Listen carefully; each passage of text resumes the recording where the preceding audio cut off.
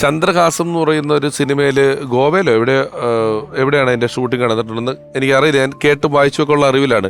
അതിൽ വലിയ ഷിപ്പ്യാർഡിൽ ക്രെയിനിലെ വള്ളിയിൽ തൂങ്ങിക്കിടന്നിട്ടുള്ള ഒരു വലിയ ഫൈറ്റ് സീനാണ്. അപ്പം അദ്ദേഹം അതിനുവേണ്ടി ഒരുങ്ങിയപ്പം സംവിധായകൻ പറഞ്ഞു, ഇത് വളരെ റിസ്ക് ആണ്, താഴെ വീണ പ്രശ്നമാണ്, ഡ്യൂപ്പിനെ വെക്കണോ എന്ന് ചോദിച്ചപ്പം അറബിക്കടലാ താഴെ വീണ വെള്ളത്തിൽ പോയാലോ എന്നൊക്കെ ചോദിച്ചപ്പോൾ ഇദ്ദേഹം ചോദിച്ചപ്പം ഡ്യൂപ്പ് വീണാലും റിസ്ക് അല്ലേ, അതും അയാൾ ഒരു ജീവനുള്ള ആളാണല്ലോ.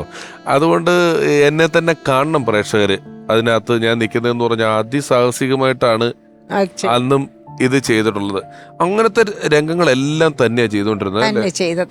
അത് ഞാൻ ഒരിക്കൽ ജയനോട് പറഞ്ഞു, ഞാൻ പറഞ്ഞു ഗ്രൂപ്പിനെ ഇടുന്നത് ഒരു മോശമാണ് എന്ന് കരുതണ്ട. കാരണം അവർ ട്രെയിൻഡ് ആണ്, നമ്മൾ ട്രെയിൻഡ് അല്ല.